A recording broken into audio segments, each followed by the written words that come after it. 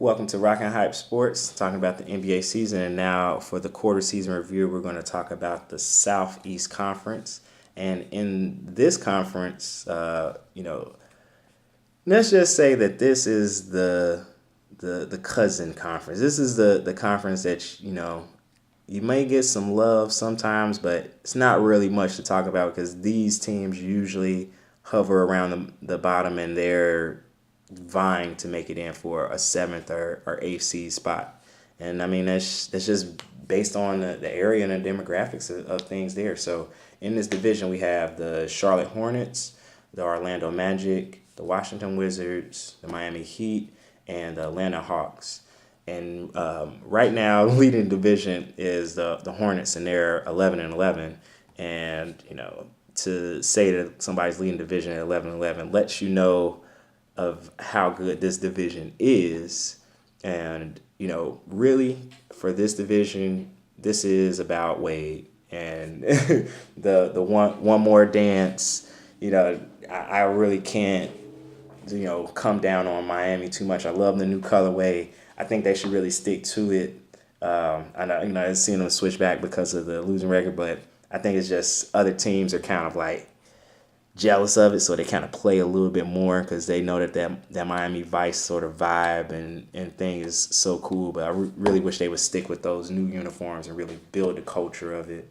But I know that D Wade wants to get those classic picks and things with that. So let the legend dictate some things there while he's there, because there's going to be a different vision, especially for that city and the athletics. They're really trying to do that sort of Seattle, Atlanta sort of thing with the sports, where all the teams in that city kind of wear the same colorway. Now Orlando in this division is interesting because they have let's see. They're kind of average in between their records, even at home and on the road. I mean, they're currently on a win streak, but Aaron Gordon is really showing some flashes of what could be, and especially with having Vucevic there, he is underrated. Definitely underrated. What he kind of brings to the table,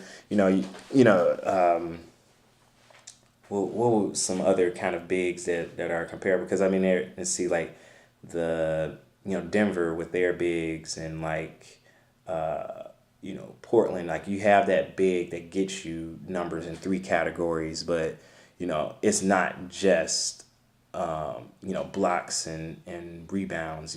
They're seriously putting up 20, 25, 35 points at different moments. So Orlando has a bit of promise in this division to kind of rise up. Atlanta, they have some work to do. That I think they're building the right way. They just got Trae Young, and he's starting to kind of figure out and get his legs underneath him of what's an NBA season like, and how these things kind of work together.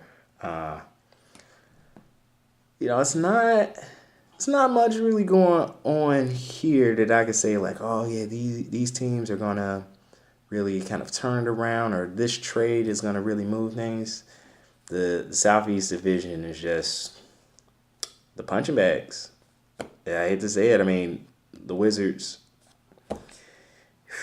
they are having a rough season, and it's a shame because it's a team that's been recovering and re-injuring, recovering and re-injuring, recovering and re-injuring. And at some point you have to wonder, like, what's their training conditions like? What is the thing that keeps them having players breaking down so much? Is it over working out? Is it I don't want to say lack of working out, because all these guys are pros, so it's something there. And the fact that everybody's basically for sale, or that that's up for trade is it makes sense. I mean, it's been 6 to 8 years. They've had basically a similar system, a similar work through. There's been some flashes when they had different veteran players in there, but now those different vets are not there anymore, and it's just kind of like mid level guys that are really trying to make that push, but there's just so much opposition and so much better offensive and defensive schemes that it's really tough to say that they're going to be the ones that really excel ahead, even in the foreseeable future. I mean, they have a tough locker room. I mean, it is something to watch, because I would not be surprised if in the next season there's a whole new setup there. I mean, they almost have to start thinking about a rebuild. Wall and Beal, I think that they would do wonders in different markets. I don't think that they're bad players. I just think that it's time for something fresh. They've done as much as they could for that market, but that their basketball, they still have plenty of basketball left. It's just they need something fresh. And I mean, even I didn't hear like Otto Porter maybe being moved somewhere else. So, it would not surprise me if there are some people that are missing this season, and there's some other people that are leaving in free agency or the off season or getting traded before the deadline, because Washington's going to need some assets if they want to really try to begin to become competitive.